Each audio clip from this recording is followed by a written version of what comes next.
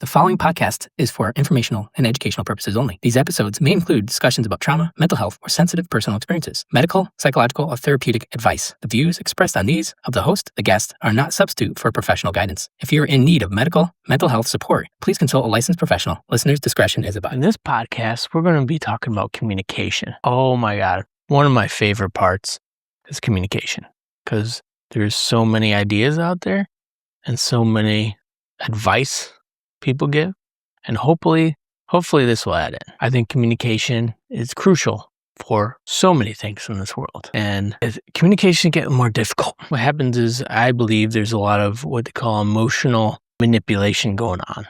So if you don't stay on track, people could take you down a different road. It's important to stay on a certain direction when you communicate because you could get lost. It's kind of like my storytelling. Sometimes I stay on track and other times I get lost and don't know where I just went or where I'm coming from.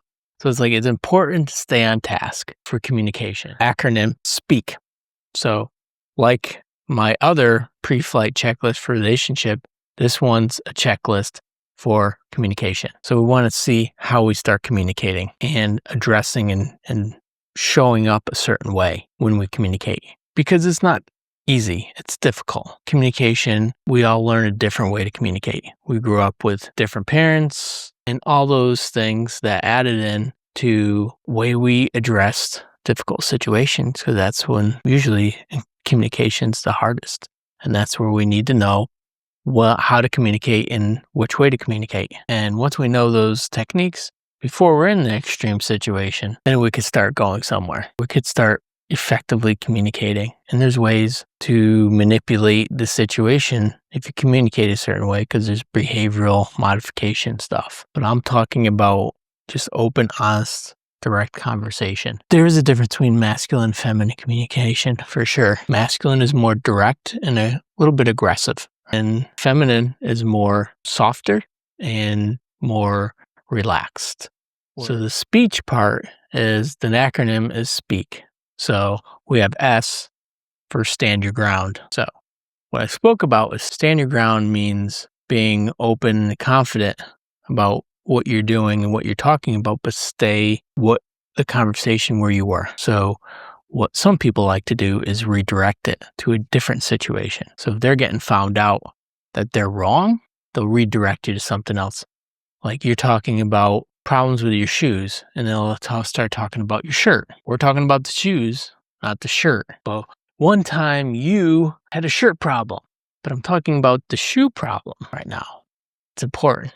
And when you ask a question, you should get an answer. So that's effective communication. The only time that you get a question with a question, helping you try to find an answer. And sometimes people push away the accountability of finding their own answers. So get an answer for your question, stand your ground, stand in that lane, because it's essential just to keep going down that avenue. If you're talking about sneakers, stand the sneakers, because some people who are very manipulative will keep changing that situation and it'll distract you from that direction. Stay in your ground. The second one is practice ownership. So ownership means talk in I statements. And why does that matter? It's important to talk in I statements because going from a place of victimhood creates problems, because you can't change something from being a victim because it puts the problem outside of you. So when you see a problem like, well, you did this. Okay, I'm sure they did. So what part did you do? And when you talk from I statements, I own what is like, you're being ugly and mean, instead of going, I think that you're being ugly and mean. Difference. Because now I'm owning the fact of what I'm thinking, instead of just pointing a finger and going, you. Talking I statements. Super crucial. It's like owning what you're talking about. That's the most important part. It's not that you're sticking to the I statements. Like you're very rigid and like, I talked in I statements, because I've seen a lot of these things I'm talking about, and people like non-violent communication use it violently. So we're smart enough. We could use a lot of these things in unethical ways, but there's little forms to stay in, so we could kind of understand what direction we're going, and then hopefully stay in that direction and not use it in an aggressive manner that was never supposed to be.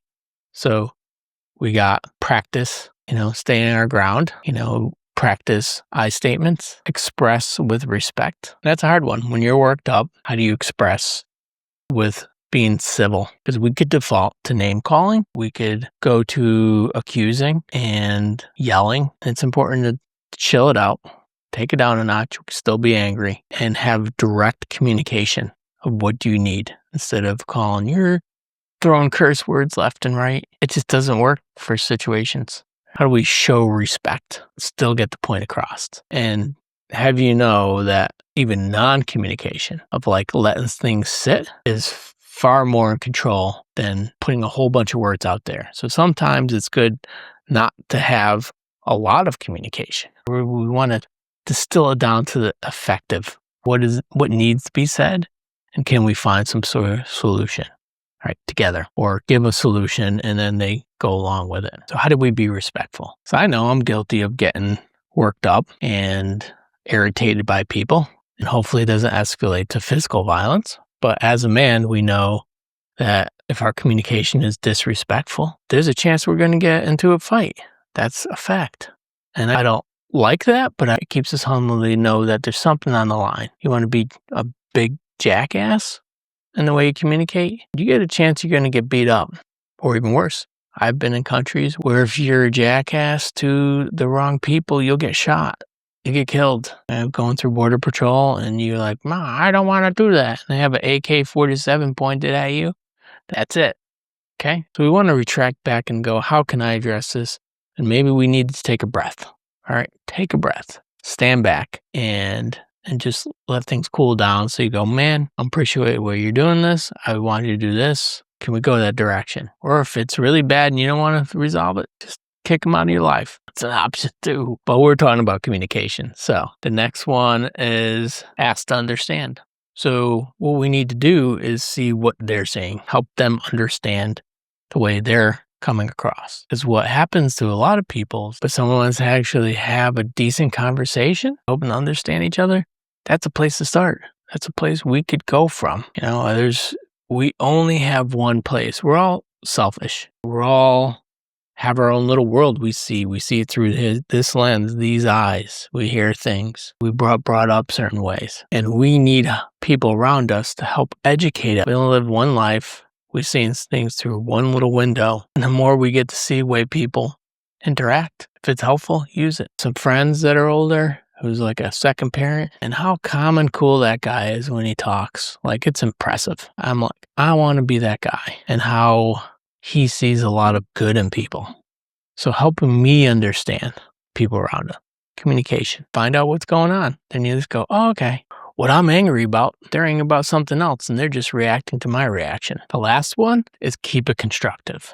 So this is more like on my other list. Find solutions. How do we find solutions? That's what we're going to come up with. Because you're having this conversation. It's usually about a problem. How do we resolve that problem? So find a solution. Find some feedback. This is a key part when you start communicating with people.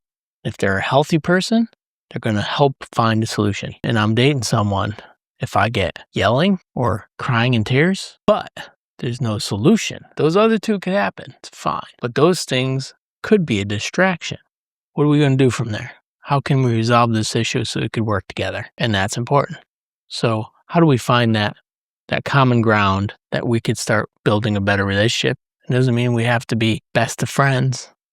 Sometimes you just work with people and just at least tolerate them enough that you work together and you're civil and you leave. And that's it. It's the end of conversation. You don't need to be the best of buds with everyone. Find your common path and just start doing it. And what I actually found out, especially being in some extreme environments and some of these places that are a little bit dangerous, that the people around you, you accept more, because what you're looking for is trust. You're looking for someone to show up. You want to know that if you really need them, they'll show up. Everything else fades away, like skin color, preferences, someone's really religious, someone's not. Doesn't matter. Their religion, their skin color, their gender, whatever. You're in a smaller group and you need to depend on everyone. And that's what I find really interesting is that people will start dropping the unessential stuff that they think is so important, because just having a regular relationship with the people around you or superficial, but there needs to be a common respect that happens. And I really think there's a masculine and feminine way of doing it. If they're really good people, they'll show up. And the more time you have around someone, the more important that person has to be aligned with you and respectful. So the takeaway here is, let's go through that SPEAK acronym. We stand our ground, right? We stay in lane of what we're doing and who we are. We practice ownership of our ideas, talking from I statements, all those things. Express with respect. So we don't call names. We don't profanities out there. We just keep it respectful, man. We all know that. Keep civil. Ask to understand. Find out what's going on so you could understand where they're coming from. So at least you could come up with a better solution. And then the last one is the solution. So, right.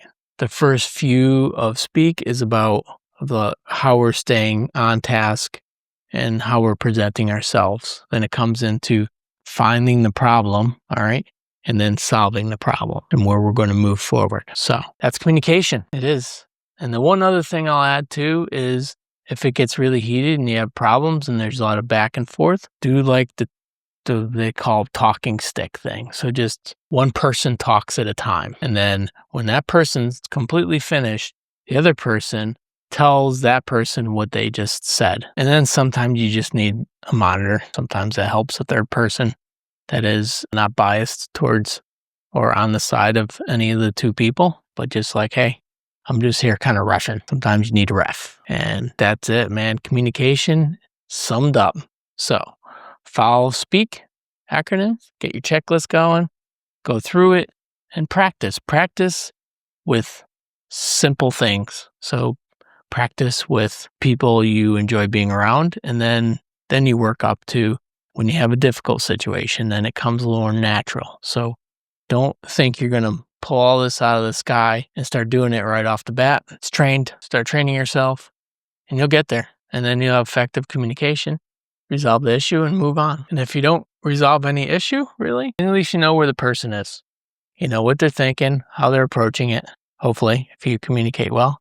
And then you could just go your directions. That's totally fine. That's what adults do. We have open, honest conversation, and then we figure out what we want and what we don't want. And if we want that person in our life, we go with it. If we don't, we get to remove them from our life. And that's okay. So we're adults. We can handle this stuff. Not comfortable, but that's the problem with being an adult. Doing uncomfortable things because we have to. Because that's the only way to have enjoyment in life, is to address things direct. And once you start making up and lying and cheating, it just starts weighing on your soul. So try out to SPEAK, see how you do. Start easy, move your way to difficult, and you can do it, man. It's awesome. And then I did a whole thing on mentors. Have a mentor. So you could have a peer person who can monitor you and practice with, or you could have someone who's older gentleman who's been doing it a while. Find someone who does, and I hope you the best of luck and keep going. All right.